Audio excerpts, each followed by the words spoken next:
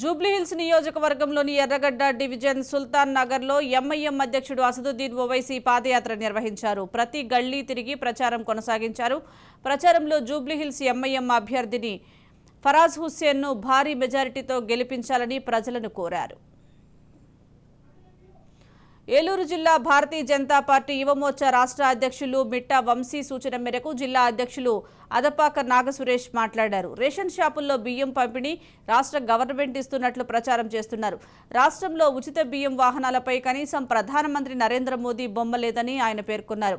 వచ్చే నెల 2వ తేదీ లోపల నరేంద్ర మోదీ బొమ్మ రేషన్ వ్యాన్లపై లేకపోతే రాష్ట్ర వ్యాప్తంగా యువమోర్చా ఆధ్వర్యంలో మోడీ స్టిక్కర్ను అంటిస్తామని తెలిపారు. మోడీ గారి సహాయంతో కరోనా సమయం నుంచి కూడా ఇవ్వడం జరుగుతోంది.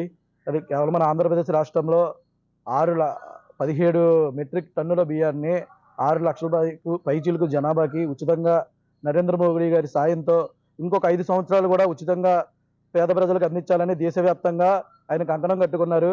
దీనికి ఆయనకి యువమోర్చా తరపున మన రాష్ట్ర భారతీయ జనతా యువమోర్చా తరపున అభినందనలు తెలియజేసుకుంటా ఉన్నాము. కేంద్ర ప్రభుత్వం ఇస్తుంది. అదే కాకుండా ప్రతి నెల 2వ విడత బియ్యం ఉచితంగా ఇవ్వడం జరుగుతుంది. అది కూడా కేంద్ర ప్రభుత్వమే ఇస్తుంది. కానీ కేవలం జగన్మోహన్ రెడ్డి అతను ఒక్కడే ఇస్తున్నట్టు వ్యాన్ మీద అతను స్టిక్కర్ మాత్రమే వేసుకొని ప్రజల ముందు అలాగా స్టిక్కర్ సీఎంగా తిరుగుతూ ఉంటున్నాడు.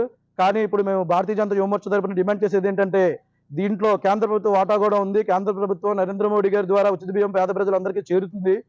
మన రాష్ట్రంలో 60% మంది కన్నా ఎక్కువ మందికి ఈ ఉచిత బియ్యం చేరుతున్న సందర్భంగా ఆ వ్యాన్ మీద ఏదైతే ఆ రేషన్ మీద జగన్మోహన్ రెడ్డి ఫోటోతో పాటు మా గౌరవనీయులైన శ్రీ ప్రధానమంత్రి నరేంద్ర మోడీ గారి స్టిక్కర్ కూడా కంపల్సరీ ఉంచాలి.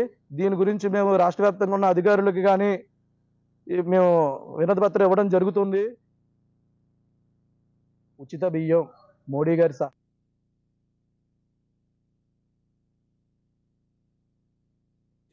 భారత్ మాతా కీ జై, భారత్ మాతా కీ జై. రాష్ట్ర ప్రభుత్వం పంపిణీ చేస్తున్న బియ్యం వాహనాలపై మోదీ గారు